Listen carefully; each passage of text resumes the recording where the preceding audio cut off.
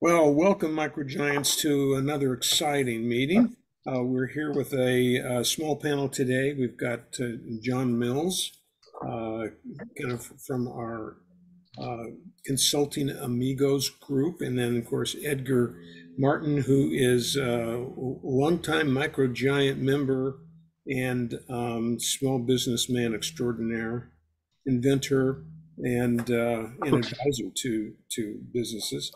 And so we're going to talk a little bit about branding.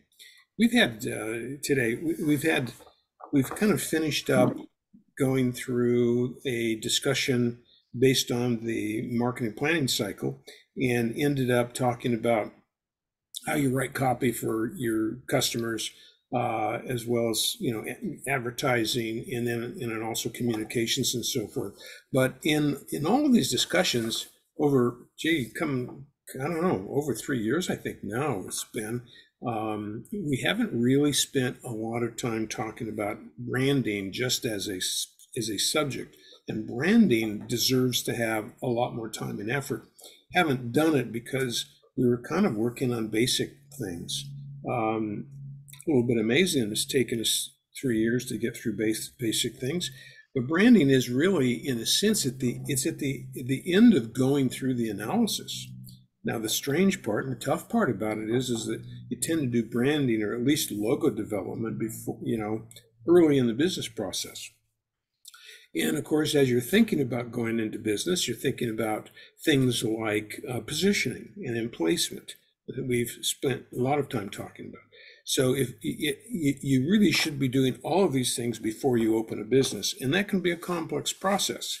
And you're doing it without a lot of knowledge. You've done hopefully some research, you've done some market studies, you know your product, you've put together products and services and concepts for support at the very least. But branding often ends up being just a logo. And I think what we want to talk about today is really just this issue of, well, what is branding, and is it a logo? And I think the sort of real fast answer there is that's only part of branding. Branding is a much bigger concept than that, and it includes several pieces, at least 4 pieces, as I can see, and that is presentation. I call it presentation, and that really it's a broad word for what people feel and see and think about when, and how you actually position yourself. It's the target psyche, meaning what's the mental attitude, the lifestyles of your target customer. And then, of course, your reputation. If you're brand new, you don't have one yet, but you're trying to develop a reputation off of a set of imagery. And then, of course, the image is and logos. That's at least that much stuff. So then the issue really is wow, okay, so well, now how do we approach that? Where do we go from there? So once you guys jump in here, let's talk a little bit about, well, what is branding, and what do you see branding in your experience? And I know Edgar's a professional designer, and so he's got some design ideas about that. And of course, John's done an awful lot of innovation in product development in his business, maybe not so much brand development. I was going through this little image, this little exercise, getting ready for this program, thinking all about the branding programs I put together, and I stopped at 20. So I mean, I've done quite a lot of branding, which I identify as well. I take that back. I started doing it back when I opened businesses, and in those days, I thought it was mostly logo development. But I was opening stores, and so it was, what did the store look like? What were the colors that we were using? Who were the people we wanted to attract? That kind of stuff. So intuitively, even though I hadn't studied it, I guess I was doing more than just logo development. So, but yeah, going all the way back to opening stores, like I say, I stopped at 20. So I've done a lot of these. So anyway, let's talk a little bit about branding. What do you guys think it is? What are your impressions of branding and the importance of it? Edgar, you're muted, so I'll just jump in. I'm going from a completely uneducated point of view on this, and I'm going to give you a little story. So we're out there hiking in the Himalayas, and we get stranded in a big snowstorm, and we just really desperately need a way out. And so we stumble onto this area, and we discover there's a few vehicles that are partially, well, mostly covered up by snow. And I start to uncover them, and I'm saying, "Hey guys, I've got a Duluth down here. What do you think?" And you say, "Well, what else have you got?" "Well, I've got a John Deere, and I got a Caterpillar, and I got a Toyota." Now, branding to me is, I don't see the whole thing, but I know it's a Toyota, or I know it's a John Deere, and I'm thinking maybe a John Deere tractor up here might be good. Hmm. And I'm confident that it's going to work if I can get battery or whatever to it. Duluth, never heard of it. I'm going to just pass. You I know, thought that was a clothing company, actually. well, yeah. So, but isn't branding that thing that stays when everything else is gone? It's kind of like, um, you're going through the pick apart, and you got to find a beautiful piece of something, and you buy a Maserati or a Caterpillar or you get something that's got a brand that goes back and has value. Now, Mhm. that's totally different than marketing. So Well, no, I mean, I see it as the same thing, but it's the beginning of marketing. You okay. didn't start marketing until you figured out your brand, actually. So if I were to add is two things. What you just said right now about if you don't know your branding, you start marketing prior to that. You might have to it might work, but you have to go backwards in time a little bit and trying to clean up some of the on the confusion you might have left behind. Um, right now, another before I went into my personal experience, I just came with these guys. They're called junk dogs. They're technically in Redlands. Oh, we know who they Great are. group of great group of guys. Yeah, they're Okay. good. They're good. So they're part of the networking group at BNI in Riverside, and we Oh, meet good. once a week. So I make fun of their marketing strategy in a very good way. Like it's a funny Yeah. thing. I drive a lot for work.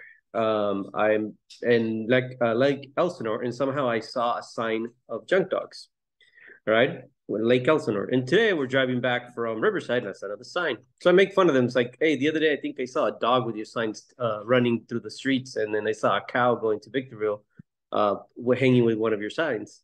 Um, they they have now created a brand in less than 3 years. Mhm. It's the red background and a dog. And Mhm. that's pretty much it. They don't show pictures of what they do. They don't explain necessarily what they do. And they're building the reputation in such a way where the brand is recognizable, the logo is recognizable, easy to identify who they are, and the quality of it is being built as what do you call it, as they're building their company, their reputation. So Mhm.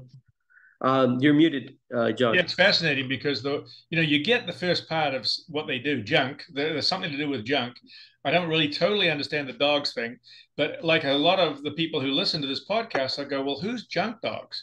And you just go Google it, and they say, "Wow, you're right. It hits you right in the face."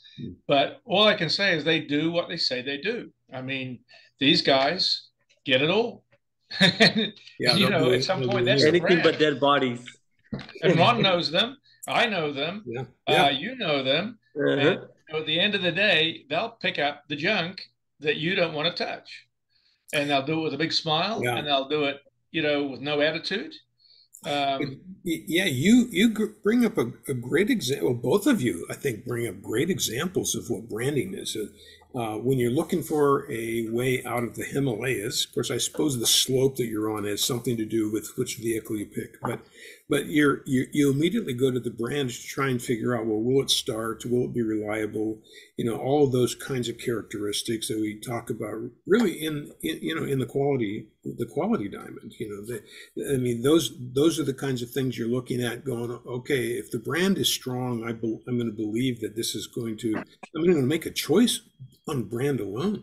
In the junk dogs, what a great example, because we heard a presentation at Chamber, I think it was last month, meeting, and it was pretty. I thought it was a pretty impressive, because you get a couple of guys, and they go, well, don't know what really we're going to do, but one thing is a problem is people have too much junk, and somebody got to pick it up and go do it, and how can we do that? And somehow it's almost like intuitively they understood we got to market this thing heavily if we're going to get started, and we don't really have anything except a truck, and we got to really do this. And I think, didn't he say, John, that he went to his mother and he said, I just got this great degree. I graduated from college, and I'm going to go into business, and it's called Junk Dogs. Yeah. Wasn't that the story? His family support system was less than enamored by what he was doing. But now that it's going well, several members of his family who have got graduate degrees joined with him, and I have I want to share another story. I'm looking at my background, and I got water, waving in. This is actually very similar to New Zealand foreshore, with the exception of the palm tree. Now, if you're stuck on this island that I'm on right now, and you got no way off, and you discover there's a couple of boats tied up. One of them's a Boston whaler, and one of them's a starburst or something. You're going to jump in the Boston whaler, and you're going to say, what? And why do you jump in the Boston whaler? It's because everybody's heard that Boston whalers have lasted forever. They're a very, very good vessel. They stay floating. I mean, that's one of the things we want to do, is stay afloat. But they didn't get that way without having something to back it up. And so, the brand Boston Whaler is kind of a confused word. It's got limited to do with what they do today, except we know that Boston whalers are valuable if you're in the boating industry. And so they got there because they did some fundamental things right. They built a good quality product that had some durability to it, that probably retained some value over time. But most of the issues were they probably did what they said it was going to do. It didn't end up rotting away and sinking or being tossed over by waves or whatever it was. It was probably a pretty decent product. So you can't just brand it nicely and hope that it's all going to go well when you got nothing to back it up. You're right, but if you're a brand new business, how do you do that? I mean, you want to build an image in all of the pieces that we talked about. The presentation that the Junk Dogs gave backed up everything they wanted to do. They did. With their logo. Well, but part of that is they spelled out what they wanted to do, and then they kept on achieving it. Well, right, because they positioned themselves very well. And the term junk dog tells you almost immediately what it is about. You got this vision somebody who's dogging it, it's sort of like, well, kind of trotting, but doggedly is, we're not going to stop. We're not going to stop, no. And so you go, well, junk, there's only one thing you do with junk. You sell it to a junk dealer, or you have somebody pick it up and throw it away. And today, I mean, it's awfully difficult to. There aren't any dealers. We have so much stuff. You take it down to Goodwill, and they go, we don't need any more. They don't even want it. Yeah, we don't want that stuff. You mean you wore this suit once? We don't want it. Nobody wants brand new. Yeah. So that's another story, but it's an interesting sign of wealth when you can't get the people who help poor people to take stuff because it's just not good enough. So there's a lot that could be said about that. So basically, they did such a great job, and all they had to do is put junk and a dog together. I mean, it was a beautiful job. The amazing part is that they were able to get that as a term, as a company, and all you need wherever you're going is to kind of be first in that industry in each county. Now, if they wanted to go national, they may find there's another junk dog out there that's going to really give them a tough time, and so legally. So that's another whole discussion: is how do you protect yourself But in terms of getting your business started and going, you just go down to the county courthouse and you register it and you pay your, I don't know, 50 or $100 in a year in business. And so you got junk dogs and there it is. So what a terrific example of, and it's amazing that you already know it, Edgar, being, not inside of Redlands, and they started here and they're already, you said you saw it in Paris or someplace? Lake Elsinore, going Lake up Elsinore. So, yeah. They're in Indio, going towards Indio. So, So- they got their signs everywhere. And I guess because I'm looking for them, not looking for them, but it's eye-catching. Yeah. The other day I saw one attached to a tree up a freeway ramp, which I thought was hilarious. And it shows you what simplicity can do in a very quick period of time. If you're really clear about what you're doing and you have a clear mission, it's a kind of an easy story to tell. And it just kind of, isn't it great? It just kind of works. It's just amazing. One of the pieces of kind of research I did is I went to Chat GPT, which I find myself doing more and more of. And I just basically said, what are the most well-known brands? And they're exactly who you would think. Apple, Google, Amazon, Microsoft, Coca-Cola. And then you run into Samsung. It's sort of like, okay, well, I know Samsung very, very well, but does everybody know it? But we're looking at the whole world. And of course, they're really strong in Asia. So that would be powerful. Then comes Facebook, Toyota, McDonald's, and Nike. But except for Samsung, and I suspect most people know that, wow, it's like, well, is there any reason to prove that brands are important in creating an image? Because as fast as I went through that list, I'll bet you 90% of the people who hear it have an automatic image in their mind based on reputation that they come up with almost subliminally before they even think about it.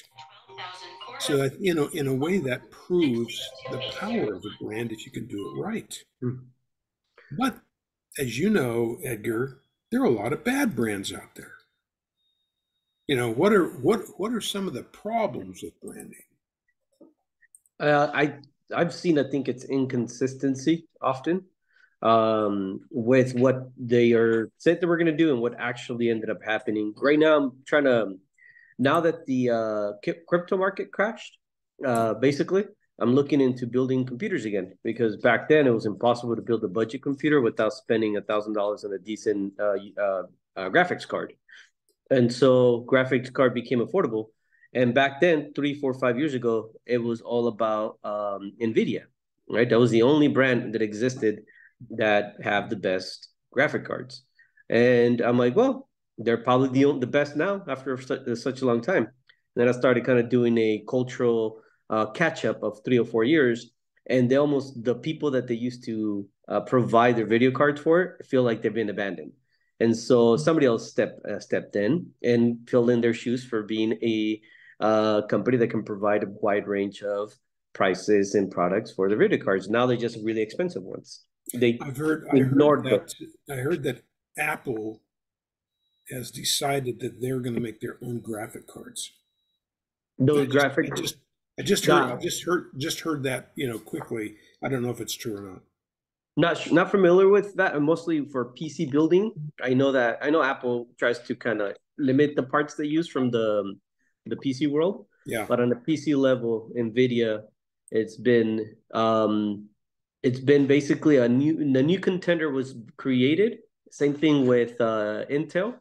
A new contender was created based on the fact that they did not provide what the other people, what they were known for.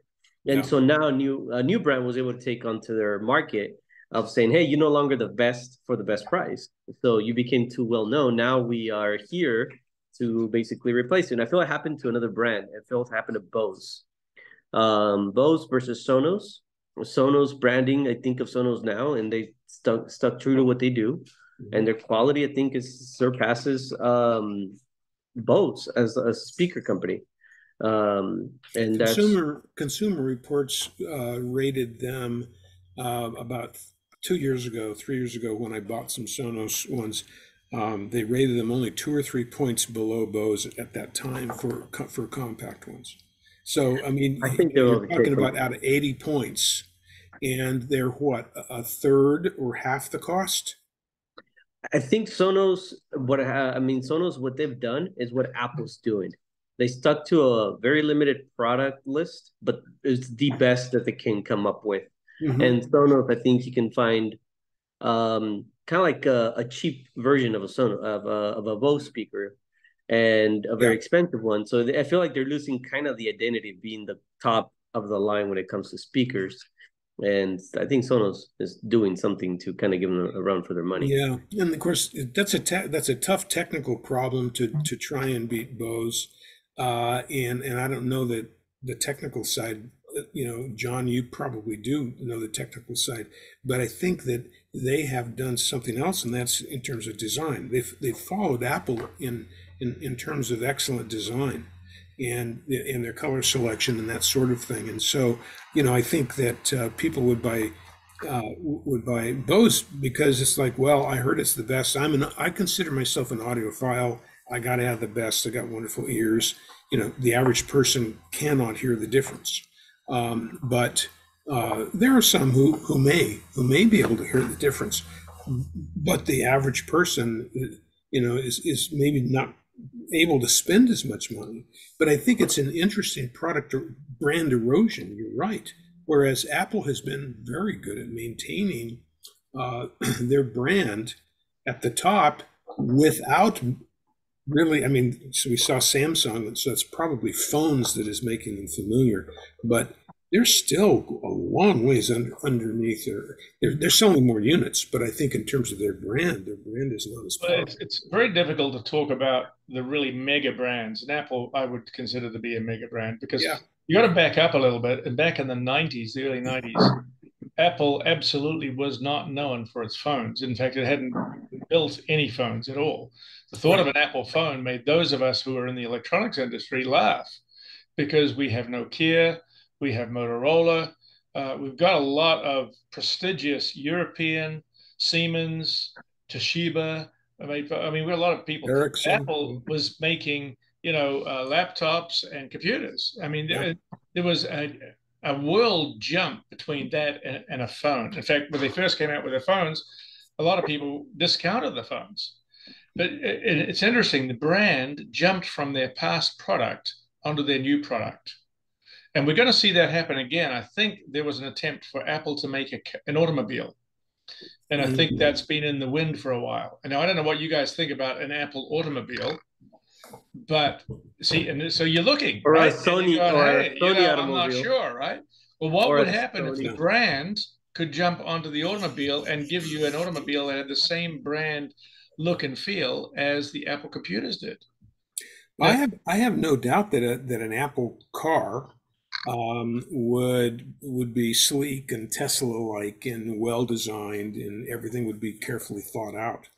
By the same token, while I was a Mac fan from the earliest days, I switched over when Windows came out.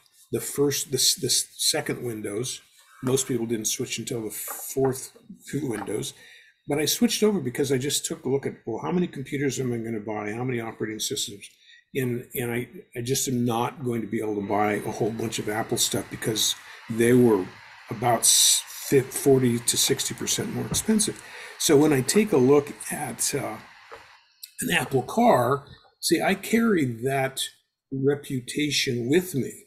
And I would look at the car and I'd go, well, it's going to be 60% more expensive than a comparable car. It's going to work well. It's going to feel nice, and they're going to have it's going to have all of that stuff. Yeah, right. Supposedly, right?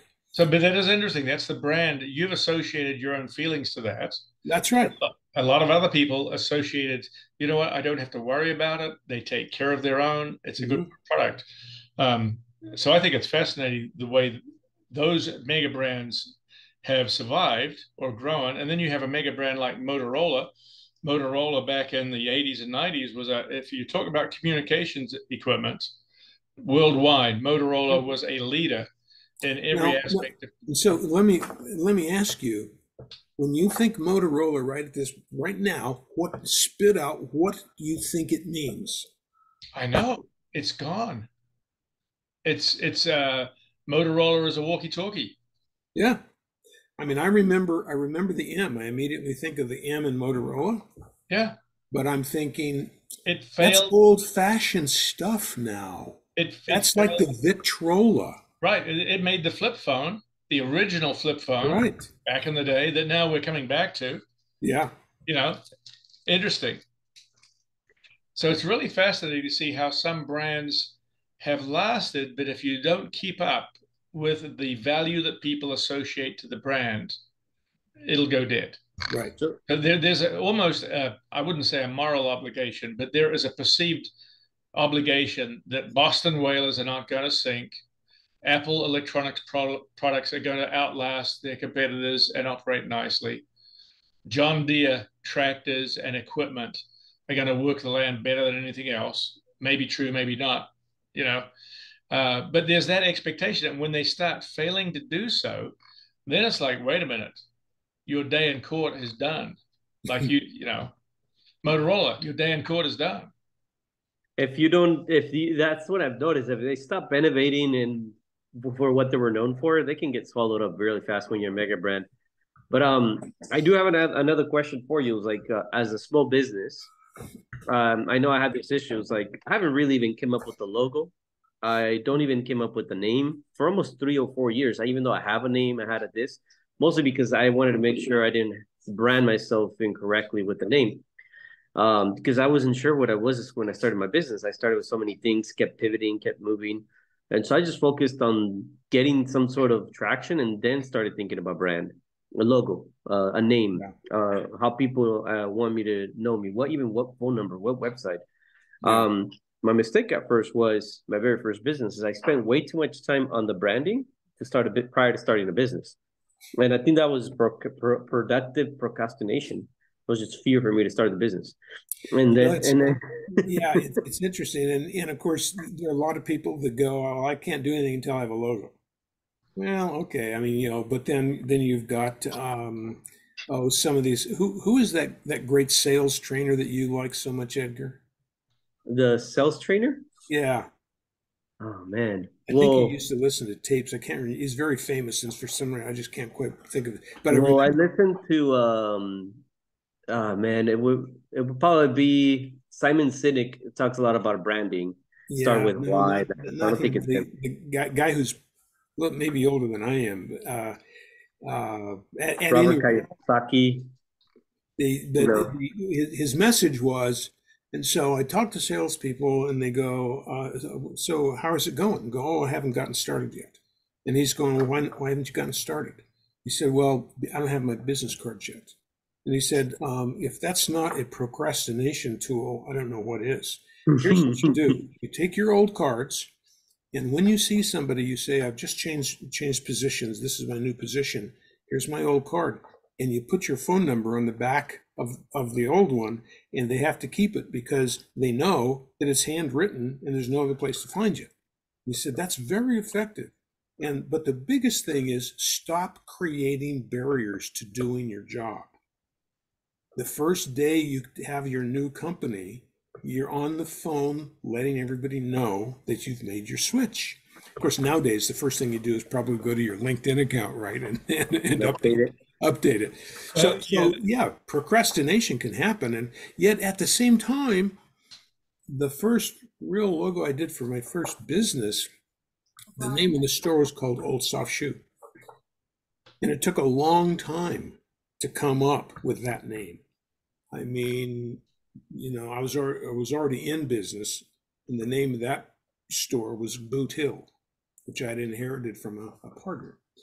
And that really worked unbelievably well because we had been moving into an awful lot of boots of all kinds. But anyway, so, but then as you get into more refined shoes, you kind of go, oh, is that going to have lasting power? So it took a long time, and I could not find a font that said what I wanted it to say. It took months. And I remember specifically going to Disneyland and seen the font on a trash can that I liked. So I thought, that font tells the story. It has to be just right to tell a story, because Old Soft Shoe gives you the impression of an old, worn out, comfortable shoe, and that's okay, but that was too far that direction. I needed to spruce it up. And so what we did is we went with the fairly for those days, a fairly sophisticated and complicated font, and it worked great. It worked great. So I took a photograph of the trash can, and then it took weeks, because in those days we were still hand drawing everything, and so it had to be hand drawn and it had to be photographed, etc. And and that's another whole story. But my point is that without knowing it, I knew enough in those days to know that I had to reach inside somebody's psyche and position the company based on what the logo looked like. Because at first, the only thing they would see is a sign. And on a major boulevard, I had to stop them with my sign. Of course, we had windows, and we did the best we could to do windows that could be seen from a busy street. So that's all, and that was all part of the image. And of course, the inside of the store was just right on spot, and we actually had professors touring the stores to illustrate merchandising, physical merchandising. So I mean, we did a great job, I think, on that part of it. But it just took a long time, and so my point, Edgar, really is to you, is to kind of like, yeah, it's hard. You have to really carefully consider your positioning. You can't consider how you're going to build an image to support your positioning until you've gone through that. And another, I mean, it took me 4 years probably to come up with a phrase I liked after so many domains I bought and then got rid of. But I wanted something that talked to the Hispanic market, Spanish speaking, and also English, and it was easy to read for both. So to me, that was really important.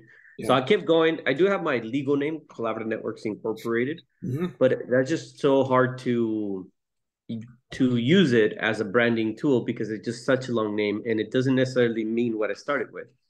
I like it still, so I kept it as my legal name, but I wanted a brand that I can brand myself as, and it could be either my name, not my name. So I thought about all these things. So I ended up with Ready Network, and I think we talked about this before, and even the logo took for a while. It's a good brand.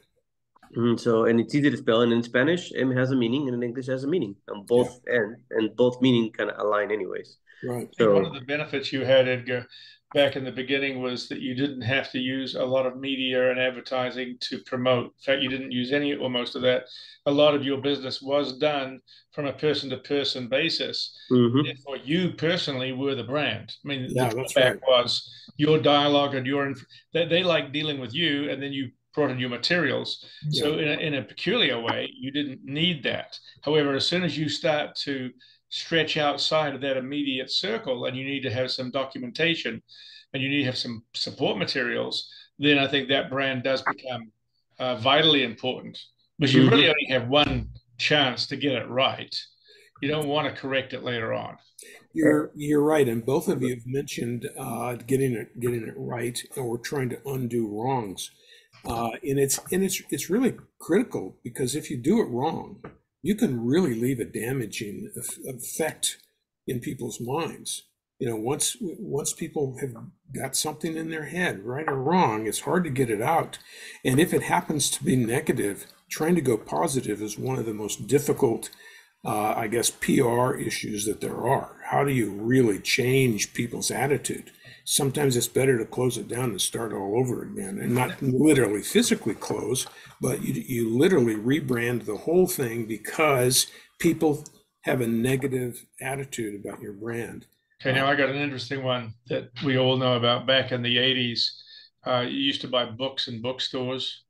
And we all knew the I kind of remembered that, Right, and you that would be a place to hang out, and older people would go and have a cup of coffee and do all this. And then along came a little company who started selling books online. It was an online book company.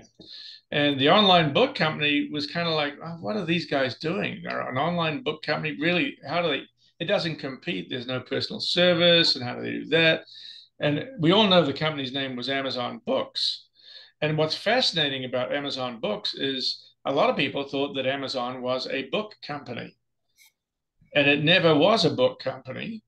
And today you talk about Amazon and you talk about morphing, because what Amazon is today, most people say Amazon's a great company and we buy, I buy 30% of the stuff that we use in our work from Amazon. Okay, I lie. 50%, maybe 60%. Why do I do that? Because they deliver it to my door. I can shop it on my computer and I can send it back. I mean, it's like, it is too convenient. Now, they've made it too convenient. But Amazon is not an online service company. It really is a digital electronics web services entity. It's a cloud-based entity. And we all, if we actually dig into it, we all actually know this is true. AWS is a lot of people don't even know who AWS is. Amazon Web Services. Well, it is the largest portion of Amazon that dwarfs everything else it does. And the most profitable. What happened to the book company? Well, a lot of people fail to realize that the same raw technological concepts ran through the book company as with their online sales and reselling company and with the web services company. Yeah. It's exactly the same mission and vision. It's just they didn't spell it out. And there's a pre-story, a little teeny pre-story there, going all the way back to when Bezos was starting his company. And it was a different name. And I can't remember what the original name was, but at some point, as he saw what was going on, he came to realize that he needed a name that was way bigger than the current name, that one's going to hold him back. And he changed it to Amazon because it's like the biggest river, known to stand for huge. It stands for, the old Amazon women, the tallest women. It's big, big, big. And so he came to realize that he had to have a bigger name, and that was the biggest name he could think of. So the original name was Cadabra. I think that's right. It was Cadabra as an abracadabra. That was the original name of the company. Yeah. Sounds like Alibaba. Yeah. So it is fascinating when you look at it, because that name is now synonymous with well done, dependable. I have a relationship, even though I don't have a relationship, because I've never met, apart from the guy who drops off our deliveries, I've never met anybody who's actually an Amazon employee. I mean, I know a couple of them who are friends, but you don't have somebody you go talk to about your product. You just go online and you take care of it. To me, the crazy part about Amazon is it's the concept of exponential growth, where I feel like it was little by little by little by little, and then I feel like it became mainstream right about the pandemic time, like maybe a year or two before. Because even myself, it was always eBay, it was always everything else, and Amazon was always that company that had a cheap website to me, and I never really buy anything from there because it was not friendly user. Every time I went in there, it looked old. So for a very long time, I never really went in Amazon up until like, okay, let me go away from eBay. Let me go away from these guys because they ship quicker. And all of a sudden, little by little, I'm like, eBay, what? I don't even go to eBay anymore. I don't even touch eBay. Well, they may be shooting themselves in the foot lately. They might have lost they used to provide high quality, high value products. And I think they still do, although right now I'm double guessing myself on everything we buy on a routine basis. And we probably spend $1,000, maybe $1,500 a month with Amazon stuff. Yeah. So you're talking about Amazon, not eBay. No, we're talking about Amazon. And they are able to there are some of the products that appear less value and able to stay there than the original ones were. And so, they've got to get their formula back where they don't allow people who just want to grow the business to come in and offer product that perhaps is a slightly higher margin. And, they're losing their edge as being a low cost, high quality product performer. Now they're a high quality, but maybe not necessarily a low cost. So I have a little different perspective of their brand now after using them for a long, long time, way before 2000. And I've probably bought 80 or 90% of everything I've spent since 2018 on Amazon. So. I mean, I spend a lot. I try my best not to, because I just never vote for the number one guy. I always like number two or three, and I love them when they were number one, when they were number two or three or four, and now it's like, which is a strange psychological problem, I guess, that I have. But anyway, it's like they are no longer giving their prices. You can go to them and see exactly the same items, and I do a huge amount of shopping because I've been in a new house and I'm doing some remodeling and so forth. Home Depot can beat them on price almost every time, and the online version of Walmart is always less money. So my image now is, I mean, I've probably been in Walmart 3 times in 30 years. So I'm not a big Walmart person. That's just not me. And yet at the same time, I have had several successful online purchases where I believed in the price and the quality, because I no longer believe that Amazon is a high value. You have to know what you're buying with Amazon. You have They're to at a turning very point. carefully. Yeah. They're at a turning point with their brand. Yeah, I agree. I think they are, and they are way too liberal. It's just like throw the stuff on and price it how you want, and we don't care. But I mean, when we're talking about pricing, you look for a drawer knob. You use literally the same name brand or just brand, and you come up with $1.85 on one and $8.50 on Amazon. It's like there are people trolling, waiting for somebody. They've told you that it's not Amazon; it's the person who's selling on their platform. So, well, no, you're right, but you see, they don't make it clear. They say it's from so and so, but by extension, mentally, we tend to give all of those people the same credit or that's what we do. That's exactly right. And they're going to hurt themselves if they don't curtail that behavior. Well, and I think we've all seen this. You can go on right now and look for, a $7 item, and it's got a full description on it.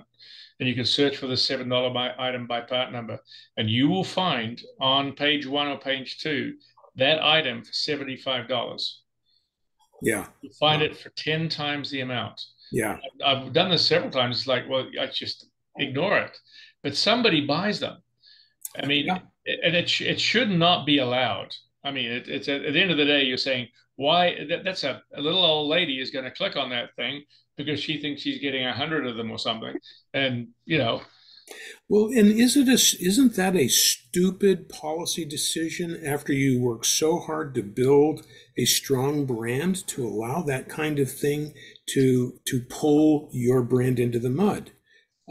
They have to be much more restrictive in how they do this stuff. Yeah, that's a tough one. I mean, because they need to have their platform available to be used by a majority of people. At the same time, they need to have some quality issues. Yeah. And price issues. So so that's one. What else have we got in the small companies that have a following? I mean, used to be Ben and Jerry's was a brand, out of a little East Coast town that they took off. They were just mixing ice cream up there. Was it Vermont they started off?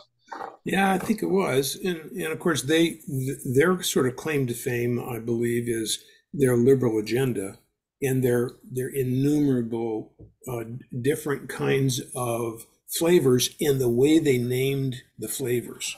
So they were able to take a traditional category and build a brand, a differentiators, so that they could do something different. I believe, though, that they're beginning to be in a little bit of a backlash now because they've gotten because they're politically driven. There are those people who are going, okay, everybody has ice cream, vanilla fudge, with cinnamon and raisins or whatever. A lot of people have different kinds of ice cream today, so it's not really as unique as it used to be. So, in a way, they've sort of set their image, and it'll be interesting to see if they're able to grow that way. Well, this has been a great discussion. We're just pretty well, I think we've spent our time on, the time that we can. It's allocated. And thank you very much, you guys. It was a great discussion. I think what we've achieved here is to kind of introduce the whole concept of branding. And so next week, when I am able to share normally, I think what we'll do is I'll refashion just a little bit in 2 weeks, and I'll refashion just a little bit. And we'll have some more examples. There are some don'ts regarding visual branding that we might want to talk about, and I'll bring some examples for that. So thank you very much, gentlemen. It was a great conversation.